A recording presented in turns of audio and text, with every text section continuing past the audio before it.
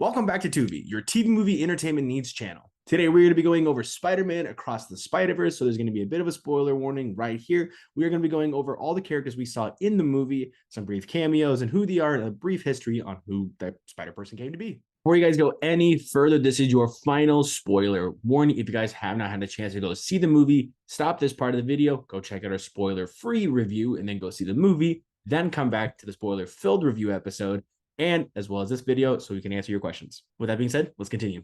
I know a lot of steps, but trust me, there's a lot of spider people in this movie, and this is just the tip of the iceberg. We're going to be seeing so much more in Beyond the Spider-Verse, so trust me, we're going to be doing another one of these videos right next year. So with that being said, let's get into it.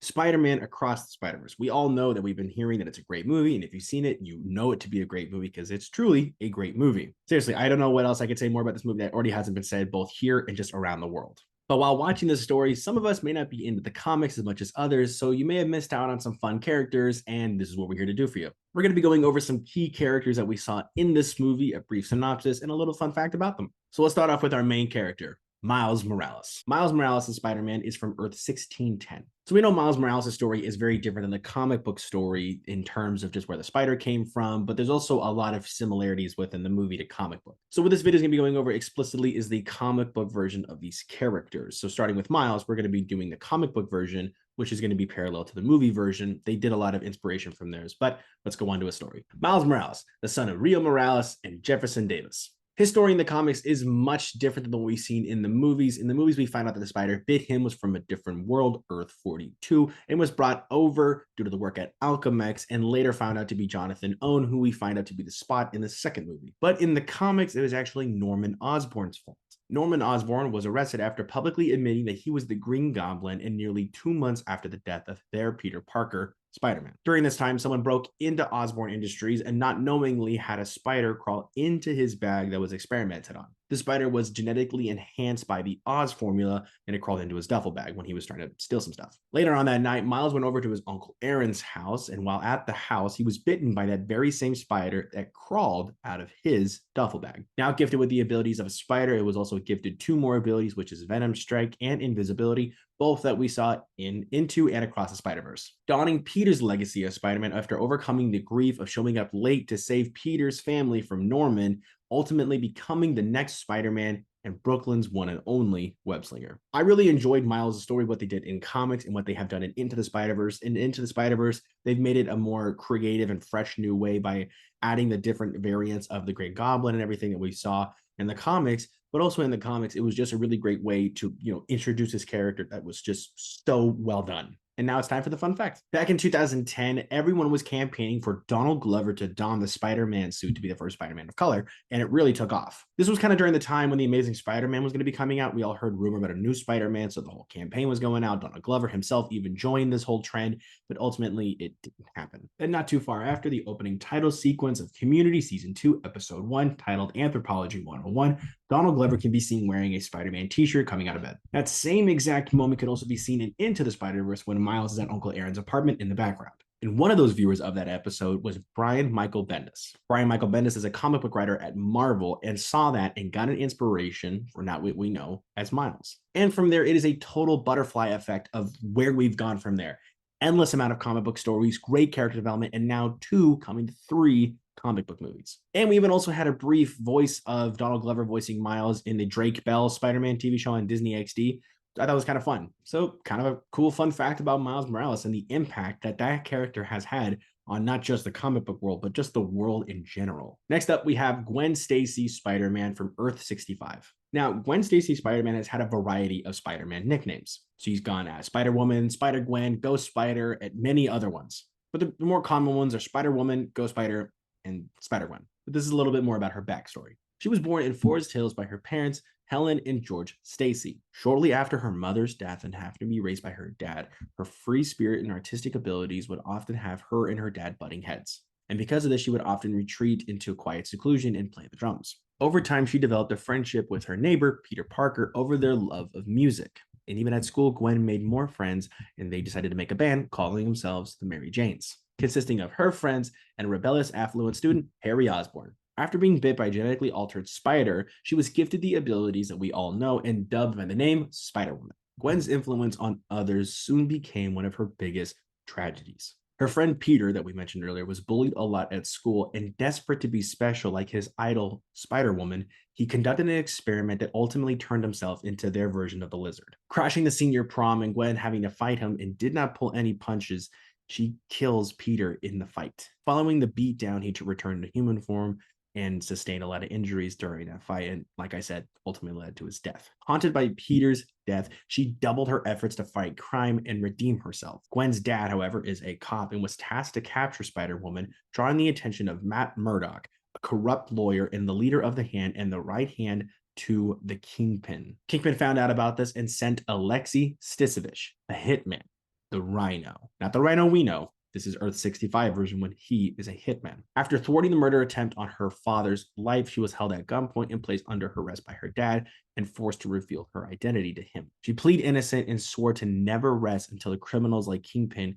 were put down. Her father ultimately made the decision to let her go before he changed her mind, and from there, she became Spider-Woman. So this character was really, really good in Across the Spider-Verse, as well as Miles's character. I think we were getting to see more of her in the second movie, which I was super proud and super happy to see about, because this character is really incredible for not just me, but also all audiences.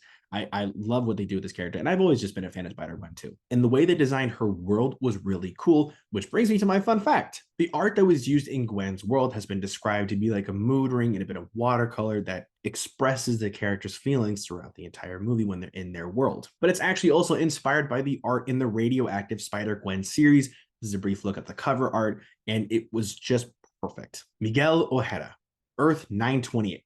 Born in New York with his mom, Concheta Ojeda, and his younger brother, Gabriel Ojeda, and his dad, George Ojeda. As a teenager, he was granted the enrollment of Alchemix School for Gifted Youngsters. Eventually, Miguel would become head of the genetics program at Alchemix, creating a new controlled super-powered soldier titled the Corporate Raiders. This was inspired by using the records of Spider-Man and hopes to one day create a being equal to Spider-Man. After seeing a human test subject die during an early experiment, Miguel tells Tyler Stone, president of Alchemix, that he is quitting. Tyler tricks Miguel into taking Rapture, which is a drug that genetically bonds to the user, creating an addiction for the user, reminding Miguel that Alchemix is the only company that is legally allowed to sell this drug, and that if he were to access it anywhere else, he would be arrested for illegal drug use, ultimately blackmailing him. In an attempt to cure himself, Miguel steps into the gene alteration machine and tries to rewrite his DNA. A subordinate of Miguel sabotages the machine, altering Miguel's DNA to 50% of the spider's DNA, creating the new Spider-Man. Using UMF, which is unstable molecule fabric, made into his costume for his Day of the Dead festival, which alters the clothing so it's not torn up by the talons he has coming on the side of his costume, as well as the feet, so he can hide it under his normal clothes. As well as a light air foil, the cape, that we briefly saw in Across the Spider-Verse that he dons to allow a low concentration of anti-gravity particles to have Miguel float through the air. He then becomes aware of the corruption and crime in his city and becomes the Spider-Man 2099. So Miguel O'Hara has an interesting past, and what makes him different about other Spider-Man is that he doesn't have similar powers. Like, for instance, he doesn't have a Spidey sense that we kind of briefly saw in the movie where Gwen was, looking at the Vulture as he's getting up and beams him down. He didn't recognize the threat because he just doesn't have that. Also, his web shooter is a different set of coming out from the bottom of the wrist and comes out of the top, and he doesn't have the sticky blade things that come out of the fingers. That's why he uses the claws to physically hoist himself up. He also has unique abilities that other Spider-Man don't, like the fangs that produce a venom once bitten, and as well as the eyes that allow him to see better in the dark. But the fun fact about him is that he was actually able to wield Mjolnir in the era of peace. In the 2099 World of Tomorrow storyline, he was able to wield Mjolnir. It's a long, arduous comic series, but it's a really cool fun fact that if you guys go read that, it's a spoiler, I guess, but it's still a cool fun fact that one of the Spider-Men can wield Mjolnir. So this next one is a personal top 3 favorite Spider-Man character, and that will be Hobart Hobie Brown from Earth 138. Foul-mouthed teen Hobie Brown was living as a squatter in America under the fascist regime of President Ozzy Osbourne. Now, it's not the Ozzy Osbourne we know in Black Sabbath. This is the Norman Ozzy Osbourne that we all know. It's Norman Osborn. What makes this one so different is that it has the symbiote attached to him. So pretty much think about the abilities that Eddie would have with the symbiote, as well as some of the powers that he would have and the weaknesses, but Norman. Bitten by a radioactive spider due to illegal waste dumping, he becomes Spider-Man and begins to fight for freedom with his friend Captain Anarchy, a Captain America variant, fighting with the Spider Army to rally against Osborn's regime. To fight against Hobie's rally, Norman uses his Strike Force, aka the Thunderbolt Department. Empowered by the use of the Venom, which is not just the symbiote, in this case, it's actually an acronym that stands for Variable Engagement Neurosensitive Organic Mesh. So essentially, they were using the symbiote to multiply the uses to multiple people, creating a mindless army. It was created by Norman Osborn to clear out any weakness and subversion. So, with using the power of 15,000 volts of punk rock and an army of amps, he was able to disable the symbiotes and behead Norman Osborn with his guitar before unmasking himself to the crowd, which is wild, but I mean, it's kind of cool. There's a lot of great stories that Hobie has been a part of, the Spider-Geddon, Spider-Verse, where all these different stories that just makes him so cool. Like even his suit design with the spiked head and the guitar and everything is so cool. And I'm really glad that they gave him chances to be a skin in the Spider-Man Insomniac game, as well as his own full-blown character in Across the Spider-Verse and Beyond the Spider-Verse. Just, I mean, seriously, I'm in love with this character. Love him to death, especially Daniel Kaluuya's performance. I mean, fun fact actually about Spider-Punk, he hates being called Spider-Punk. His aliases are the Anarchic Spider-Man or Punk Rock Spidey, but past that, he does not like being called Spider-Punk. But I've called him that for so long that I just don't think about it anymore. But I mean, also it just sounds really cool. I mean, come on, it's Spider-Punk. It's like, but anyway, one of my top three, no doubt about it. Next up is Pravitra Pravakar from Earth 50-101. Pravitra was a poor boy living in a village with his Aunt Maya and his Uncle Beam, and then moves to Mumbai. One day, a local crime lord named Nalan Obri was using an amulet to perform an ancient ritual in which he became possessed by a demon and wanted to open more gates so more can come out. That very same day, Pravitra was being chased by some bullies at school and ran into an ancient yogi, who then bestowed Pravitra with the powers of a spider to help fight evil. In his story, he ignored helping a woman in trouble, which then ultimately led to the death of his Uncle Beam. And then from there learned with great power comes great responsibility. Later on in his story, he had an encounter with his Doc Ock, which was just Nolan that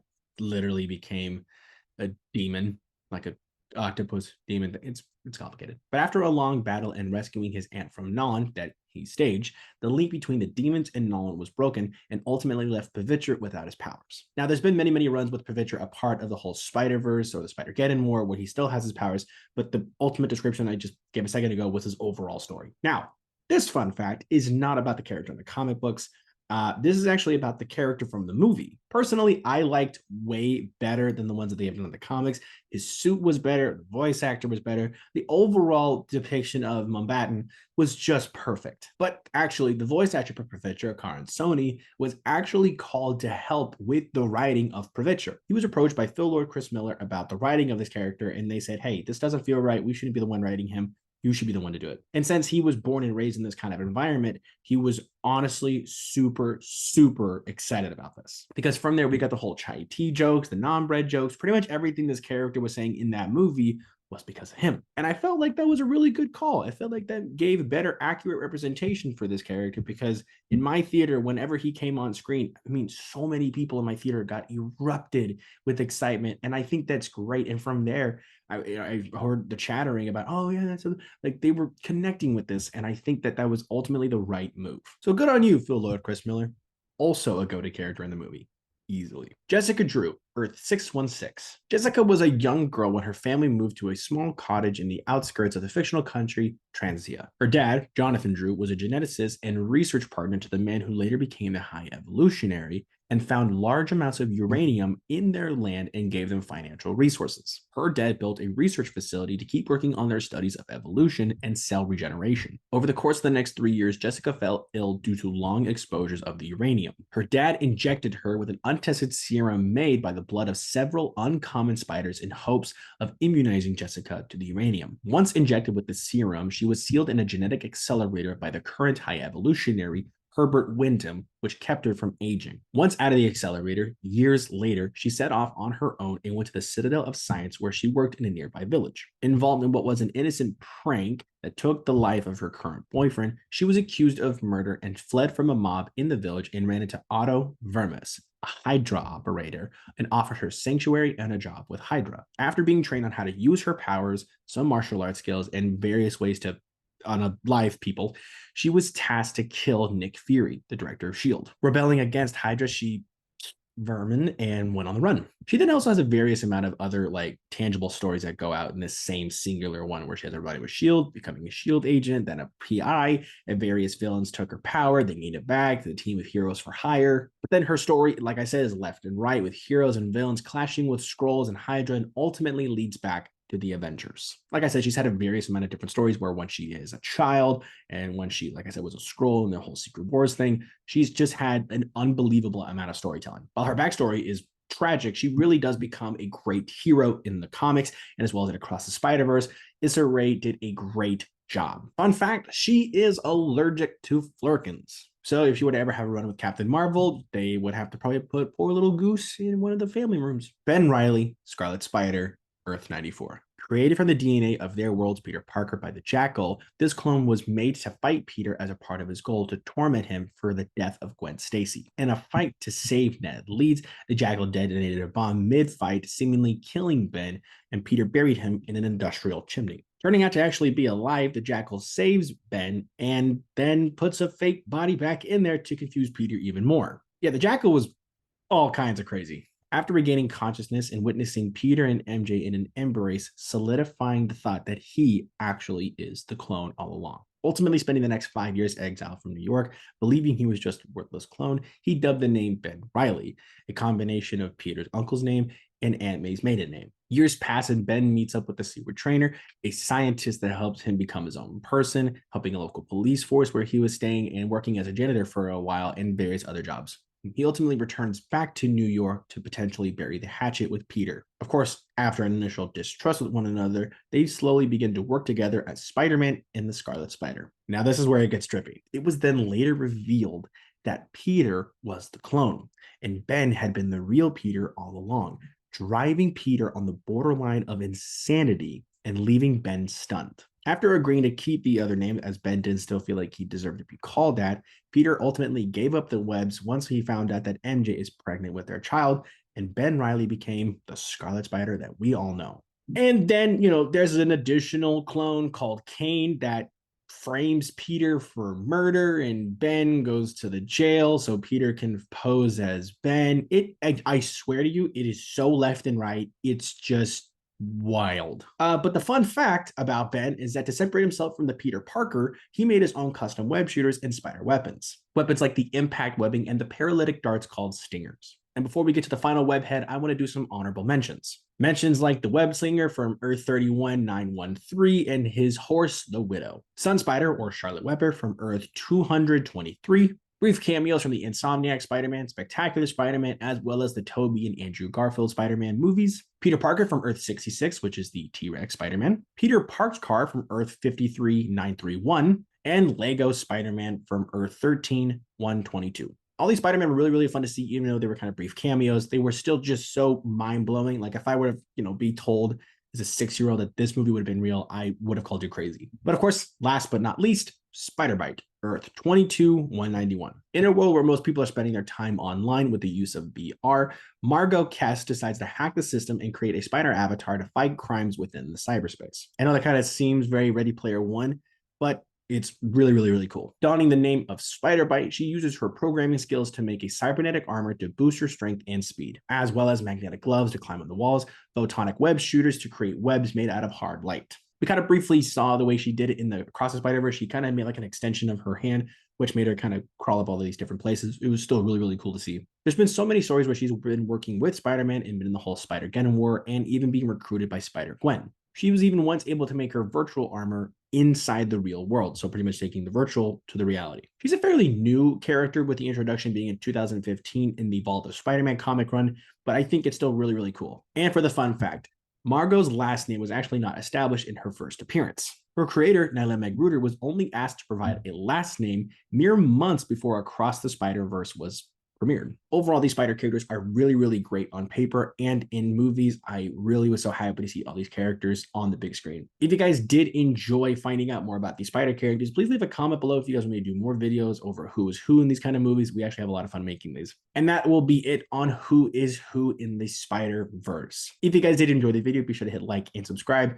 We don't want you guys to miss a single thing. Also, the way for not miss anything is hit the bell for notifications so when we post, you guys don't miss out. Like I said, if you guys want us to make more videos like this, be sure to comment what you guys want us to talk about. We'd love to do it. Also, if you guys hadn't had a chance to follow us on Instagram or TikTok, that's going to be in the description below. We have a weekly game every single week. Actually, we have two of them. We have the Random Movie Quote Quiz and the Marvel Trivia Quiz. So you could be the next winner this coming week. And as well, if you guys haven't checked out our podcast, the Tu-Vie podcast, be sure to also check out some of the episodes on season 2 we have out right now. We have a brief, I think maybe 1 or 3 on season 1, but you can check out all the episodes on our Spotify, Apple Podcasts, Google, everywhere you get podcasts, we're there. Thanks you guys again for watching. Hope you guys enjoy.